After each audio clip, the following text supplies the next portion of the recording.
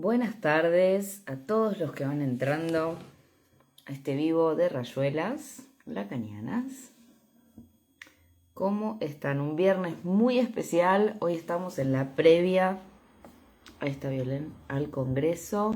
Un viernes muy especial, les decía. Mañana hay un congreso sobre inteligencia artificial. ¡Qué Eh, bien! Ahí está. ¿Cómo les va? Ahí Gustavo? estamos. ¿Cómo estamos en este viernes tan único y especial y distinto? Ay, estamos nerviosos. Yo estoy súper nerviosa. Mm. Ustedes saben que, bueno, yo hago pocas presentaciones y hacemos un curso al año, que ya lo hicimos, el de perversiones, y en realidad presentaciones públicas donde todo el mundo pueda ir y que charlemos, todo eso, la verdad es que son pocas. Bueno, mañana voy a estar en el Congreso Internacional sobre Inteligencia Artificial, que ustedes saben es la presentación oficial de la Facultad LALANG. Eso va a Ujú. ser para aquellos que estén en Capital Federal, Argentina, en Salta 239, ya desde las 9 de la mañana empiezan las acreditaciones y yo ya empiezo la conferencia ahí tempranito para abrir. Así que bueno, todos los que anden por Ciudad de Buenos Aires y quieran venir son súper bienvenidos. Vamos a estar Ujú. muy contentos de recibirlos. Así que sí, estoy re nerviosa, Ale. Hay actividades hasta la tarde, hay varias ponencias, va a estar la presentación de los docentes de la facultad Eso. al mediodía y va a hablar gente de, bueno, de todos lados, Sí, ¿verdad? va a estar durante la mañana, vamos a estar Gabriela Salomón, es doctora en psicología, especialista en ética, hablando sobre inteligencia artificial, algoritmos de decisión y responsabilidad subjetiva. Fíjense qué temones. Y por la tarde, después del receso, vamos a tener conferencias de gente de la Universidad de la República de Uruguay. Va a estar la filósofa francesa Merina Talí-Joffre, que tiene unos conceptos increíbles, muy novedosos. Ella viene trabajando hace rato sobre esto. Nos place tanto la gente de Uruguay como la gente de Francia, que es, bueno, ella da también clases en la Universidad de Mónaco. Y por último, vamos a tener gente del mundo tech hablando, que hay un Ujú. videíto por ahí con un perro robot, Ujú. gente del mundo tech hablando con Lorena Saltú, la decana de la facultad. Así que, la verdad, muy interesante. Es parte de esto de estar al tanto, de revolver un poco las ideas, ¿no? Bueno, lo que tratamos siempre de hacer, ¿no? De No, y más en este aplicar. tema, ¿no? Que cuando yo siento que el último tiempo la inteligencia artificial y el mundo psi empezó también como muy fuertemente a leer, a investigar, a escribir sobre este tema. eh, y es súper interesante y necesario. Así que es necesario que revolvamos la cabeza con todo esto porque está pasando y por más que uno crea que esto no le toca o le queda por fuera, tenemos que ponernos a pensar en todo esto. Así que están todos invitados. ¿Te acordás, Ale, cuando el año pasado hicimos el ejercicio con Mm. una inteligencia artificial que nos hablaba en vivo? Que Sí, dijimos, bueno, vamos a probar y fue sorprendente realmente. sí. Tremendo. Sí, justo ayer también me pareció, bueno, todo el tiempo está, ¿no? Info de qué es lo que sucede con las inteligencias artificiales. Así que los que están en Ciudad de Buenos Aires y se anotaron es Salta 239 entre Alsina y Moreno, muy cerquita de la 9 de julio. Bien, tal Em, cual. y si no, virtualmente también se Sí, van a poder sumar vía Zoom. exacto, exactamente. Y bueno, y tengo una novedad más. Así como esto hablamos, hay 3.200, no, 3.500 inscriptos virtuales, es una cosa muy impactante, se va a traducir el Congreso al portugués, es decir, la verdad que es como todo muy masivo, muy impactante. Así como eso, también quiero contarles que ayer tuve un encuentro con un bibliotecario de aquí, de Argentina, de una biblioteca rural a 40 kilómetros de la capital de una provincia en el centro que se llama San Luis, y que imagínense, él me contó que esta biblioteca, que estaba en ruinas casi, abandonada, porque esto es lo que pasa con la cultura muchas veces, ¿no? Depende de algunos para sostenerla, y bueno, él la está poniendo en pie. Diego Cerizola es de quien estoy hablando, y ayer vino a invitarme, así que ya vamos a ir armando una visita para ir a esa biblioteca y a una escuelita que hay muy ahí cerquita, que esto es, forma parte de tanto la cosa globalizada como la cosa cotidiana, pequeña, donde cada uno de nosotros defiende fuertemente, ¿no?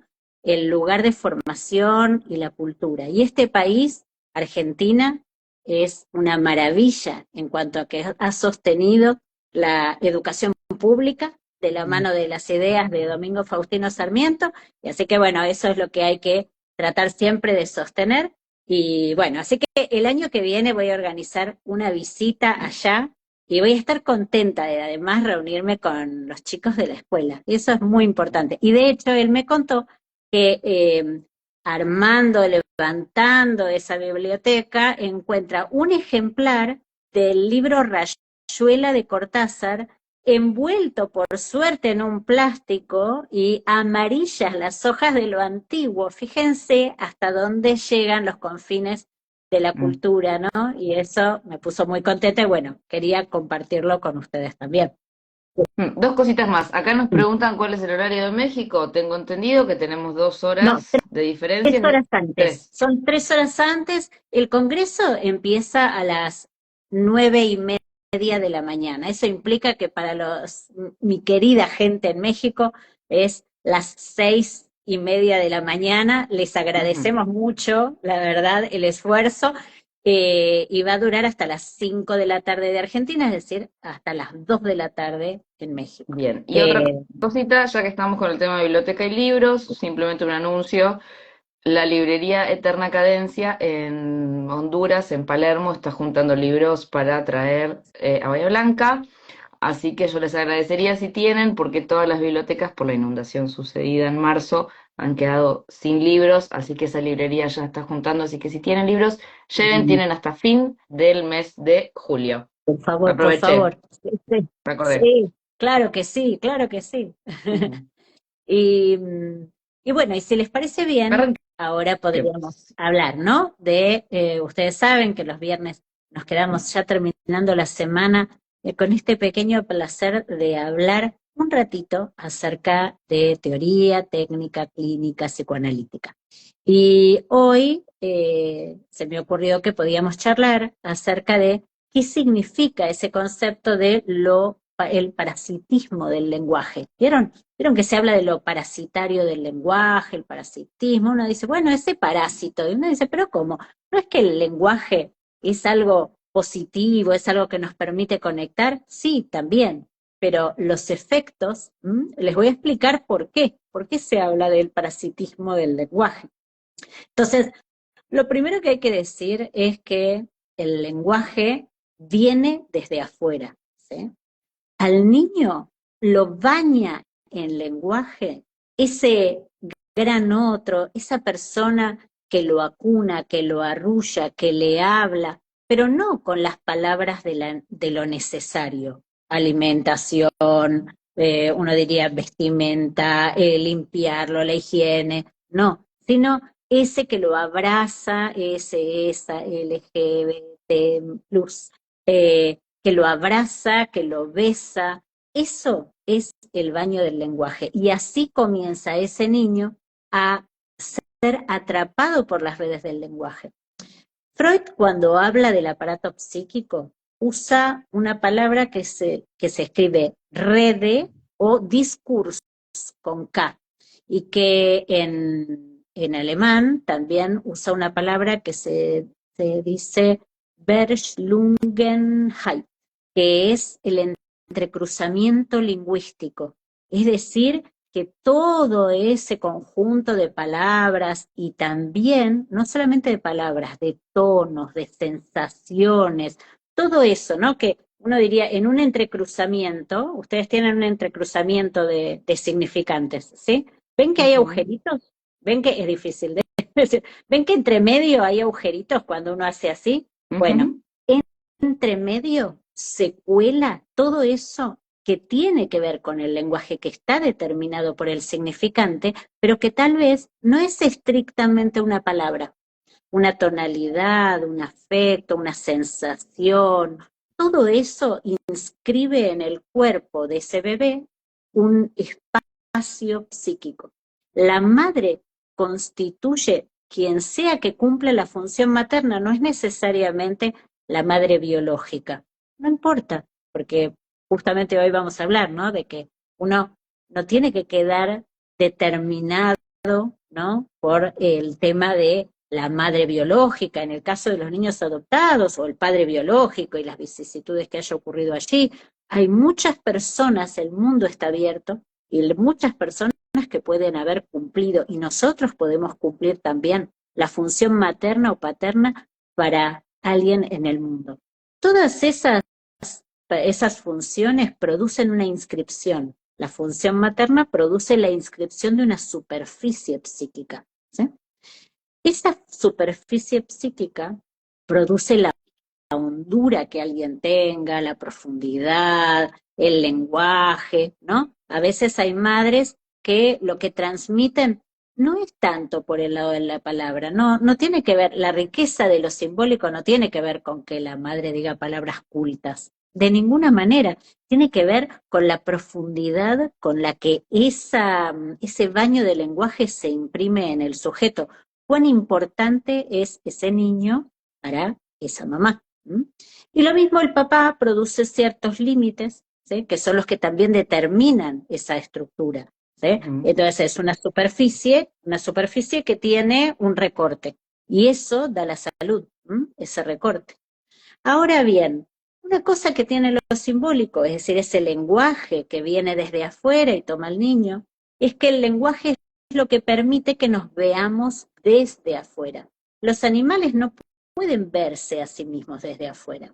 Nosotros sí, ¿vieron? Cuando nos imaginamos a nosotros mismos y decimos, ay, estuve mal, ¿no? O, ay, qué linda estoy, o, ay, todo eso tiene que ver con salirse de uno mismo y mirarse desde afuera.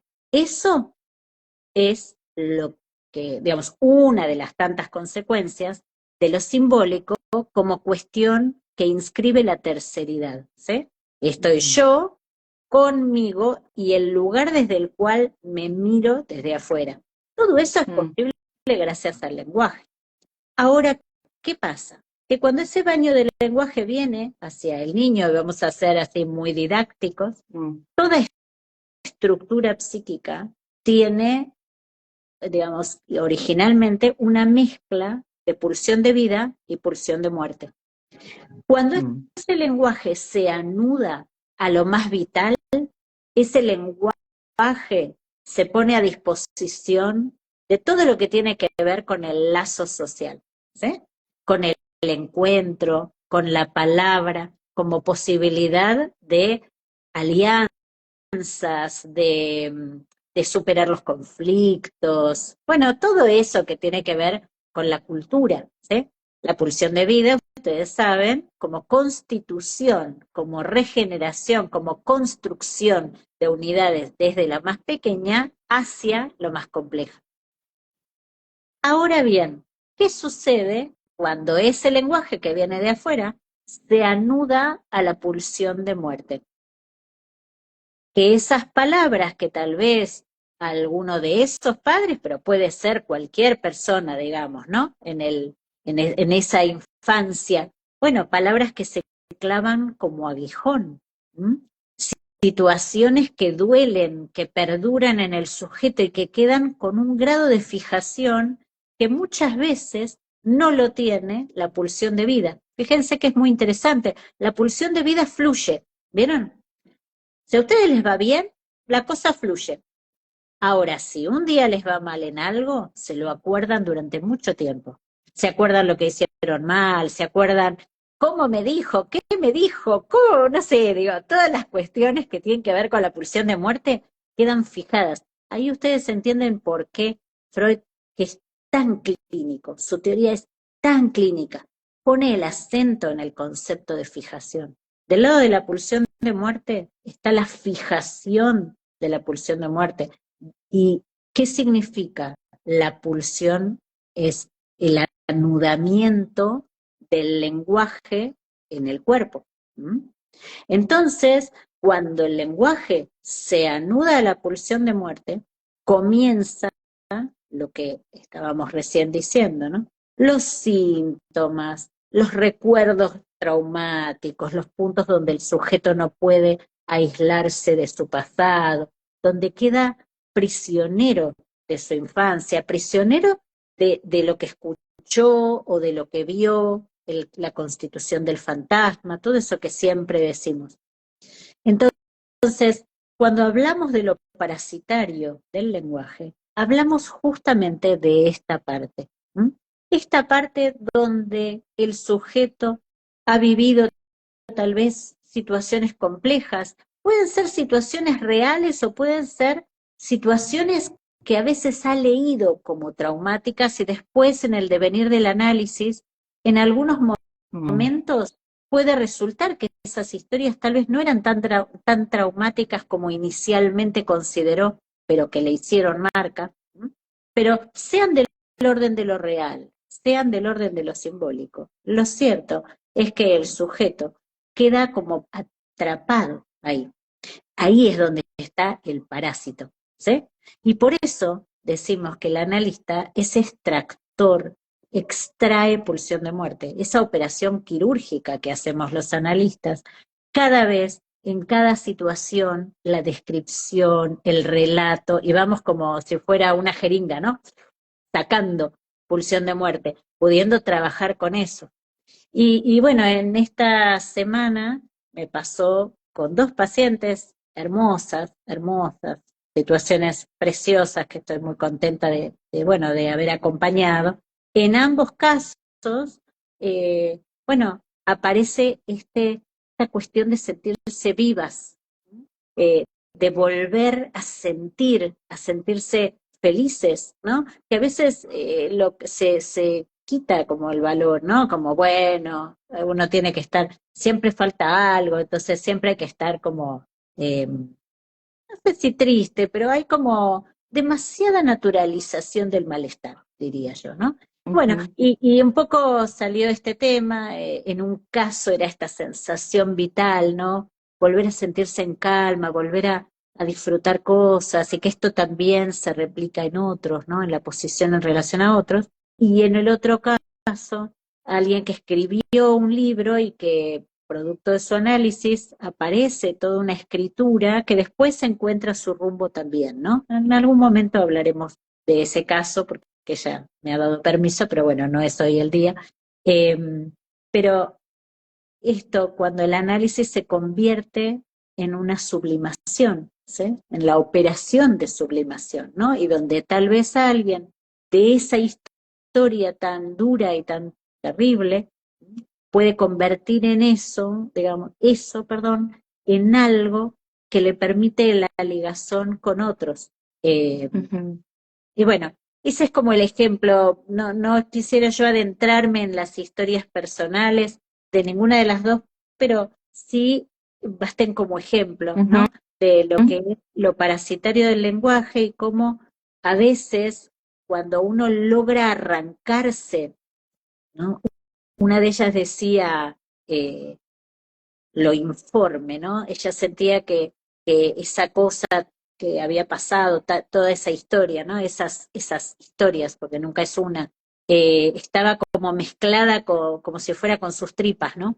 Y entonces hablábamos de esto, ¿no? Que de repente es como extraer eso y mirarlo y decir, yo soy yo y esto es lo que pasó, pero esto afuera, ¿sí? Digo, Ujú.